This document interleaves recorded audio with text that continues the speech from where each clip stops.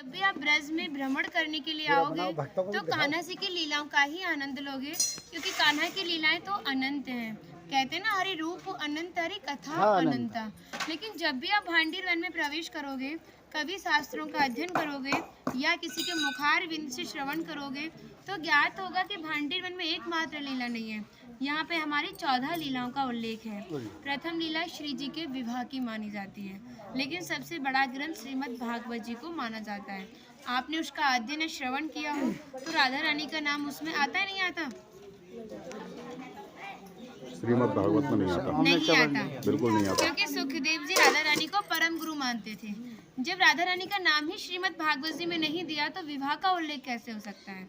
लेकिन श्रीमद् भागवत जी को छोड़ के 12 ग्रंथ ऐसे हैं जो हमारी लाडली जी के विवाह का उल्लेख करते हैं।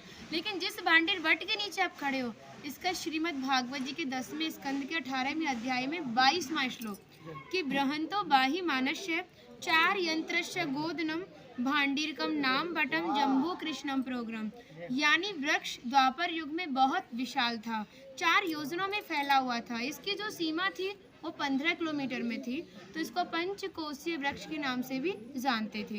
कान्हा जी इन्हीं के शाखाओं पर चढ़ के यमुना मैया को आर पार किया करते थे।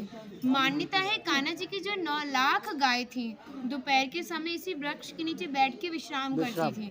तो माता जो भी माखन मिर्ची रोटी इत्यादि प्रसादम में रख देती थी, सभी ग्वाल वाल एकत्रित होकर दोपहर का भोजन करते थे। और भांडीर वन में सबसे बड़ा विशेष फल इसी प्रसादी का बताया गया है, क्योंकि आप कभी किसी विवाह में जाते हैं तो बिना अन्न प्रसादी के नहीं आते। आप तो लाडली जी के विवाह स्थल आए हो। यहाँ पर जो दुर्वासा मुनि थे, जो दूब घास होती है उसी का रसपान करते थे। ब्रज की गोपियों ने इसी वट वृक्ष के नीचे उनको 56 प्रकार के व्यंजन खिलाए थे।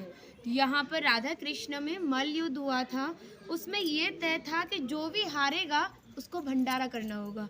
तो जब हमारे कान्हा जी हार गए थे तो ग्वाल वालों के साथ मिलके यहाँ पे भंडारा किया, उसी के नाम पर इसका नाम भांडीर वन पड़ा। यहाँ पर ब्राह्मण पत्नियों ने भी कान्हा जी को भोजन प्रसादी खिलाई है, और ठाकुर जी ने ब्रजवासियों से ये टुकड़े मांग के पाए थे, तभी नाम दिया था इसका मधुकरी। मांग के पाना मतलब मधुकरी। तभी शास्त्रों में ब्रजवासियों को अपना हृदय बताया और कहा कि जब तक ब्रजवासी की कृपा नहीं होगी, ठाकुर जी की कृपा बहुत दूर की बात है। यानी सर्वप्रथम ब्रजवासी की कृपा होना बहुत ज़रूरी है, जब ही हमारे ठाकुर जी हमारे ऊपर कृपा करते हैं। हमारी राधा रानी ने स्कंद पुराण में इस स्थान के बारे में ये कहा था कि जो भी गुप्त वृंदावन आएगा वो मोक्ष को प्राप्त होगा। यानी भांडीर वन को ही उन्होंने गुप्त वृंदावन कह के संबोधित किया।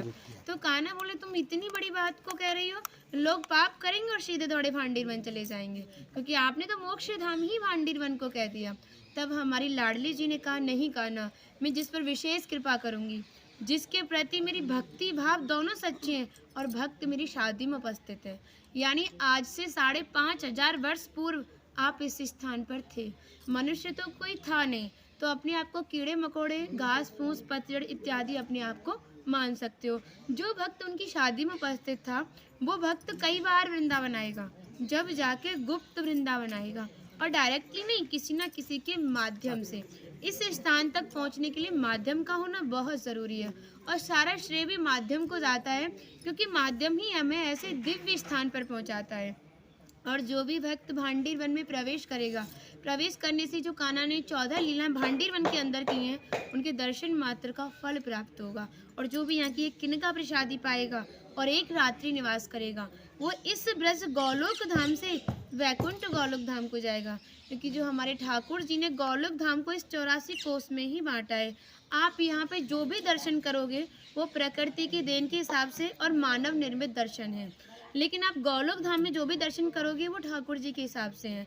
जैसे गर्ग संहिता के 6वें अध्याय का नाम है गौलोक खंड, आप उसका अध्ययन करोगे तो भांडीर वट का एक दिव्य वर्णन का अध्ययन करोगे। कहते हैं गौलोक धाम में ब्रजा नदी के किनारे भांडीर वट है, यानी यमुना मैया का नाम ही गौलोक धाम में ब्रजा है।